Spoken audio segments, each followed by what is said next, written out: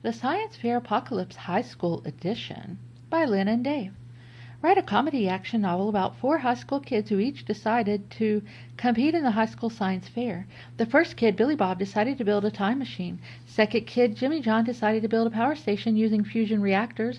The third kid, Dimitri Plopfizz, decided to build an atomic bomb, and the fourth kid, Willie Dripstick, decided to build a rocket ship to go to Mars. Describe how they went about researching and building their projects, and how DARPA provided funding and support, and chronicle all the lively conversations that took place. ChatGPT said, Chapter 1, It's Just Science, y'all. The sleepy little town of Fizzletown had only 2 claims to fame: an inexplicably large number of cows and an unusually competitive high school science fair.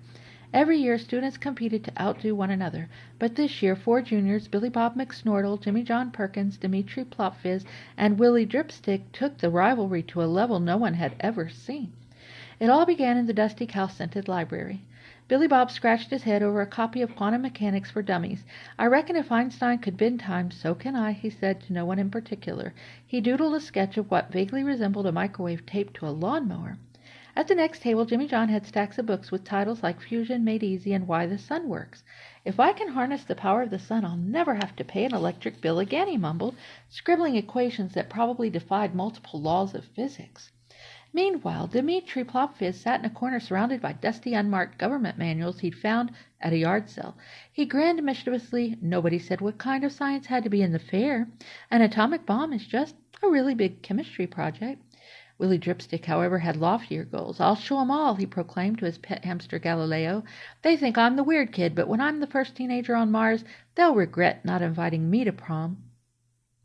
Chapter 2, Enter DARPA. A week into their respective projects, the kids hit roadblocks. Time machines don't exactly come with instruction manuals, and plutonium isn't sold at Walmart.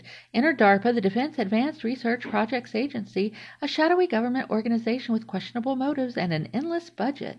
It started with a knock on Billy Bob's garage door. 2 agents in dark suits and sunglasses stepped in, looking like they'd stepped out of Men in Black. "We heard you're working on a time machine," said Agent Thompson. I'm just trying to win a blue ribbon," Billy Bob stammered. "We're here to fund you. Just make sure you share your results." Jimmy John, upon receiving a similar visit, was less fazed. "Y'all have fusion tech I can use?" he asked nonchalantly. Agent Black nodded. "And we also have pizza." Dimitri's house, on the other hand, was immediately surrounded by black SUVs. The agents confiscated his plutonium and handed him something even more dangerous, an unrestricted government credit card. "You're lucky we like your ambition," growled Agent Brown. Finally, Willie Dripstick got a surprise delivery, a fully operational SpaceX rocket engine. It came with a note: "Good luck, kid. Don't crash it. Elon." Chapter 3, A Garage Divided. The kids decided to work together in Billy Bob's garage, which quickly turned into something between a NASA control room and a mad scientist's lair. Each project began to take shape, though the personalities clashed in ways that would make reality TV producers salivate. "Dimitri, get your radioactive junk off my time machine parts," Billy Bob shouted, as a glowing chunk of uranium rolled dangerously close to his lawnmower. Contraption.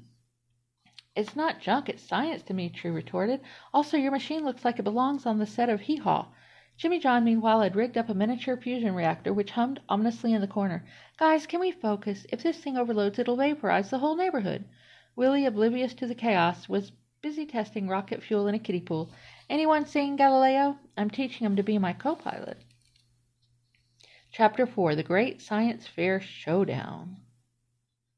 The night before the science fair disaster struck, Billy Bob's time machine accidentally zapped a neighbor's cow into the year 2035, where it became the supreme leader of Neo-Fizzletown.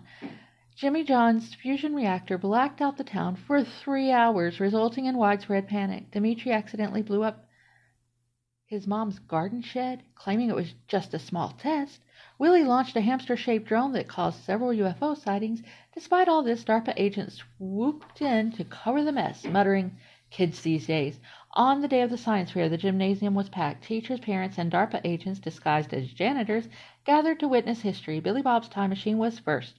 With a dramatic flourish, he pulled a lever and promptly disappeared. A minute later, he reappeared with an autographed baseball from Babe Ruth. "Proof of concept," he declared as the crowd erupted into applause. Jimmy John's reactor was next. He powered up the entire gym using only a soda can's worth of hydrogen. "And that's how you solve climate change," he boasted, earning a standing ovation. Dimitri's turn was explosive, literally. His demo was halted after a countdown led to the fire alarm going off, but DARPA agents applauded anyway. You got potential, kid, one whispered. Finally, Willie unveiled his rocket. With Galileo strapped in as co-pilot, he hit the ignition. The rocket lifted 6 feet before sputtering out. But the gem was awestruck. Next stop, Mars, Willie shouted as the crowd cheered. Chapter 5. And the winner is... In a shocking twist, the judges declared a 4-way tie. Never in the history of science fairs has the bar been set so high, or the gem ceiling so damaged, Principal Wiggly declared. As the kids celebrated, DARPA agents huddled in a corner discussing which project to steal first. They have no idea what they've created, one muttered ominously. Back in the garage, Billy Bob, Jimmy John, Dimitri, and Willie toasted their victory with root beer. Y'all, said Billy Bob, next year's science fair is going to be even crazier. And for once, no one disagreed. The end. Or is it?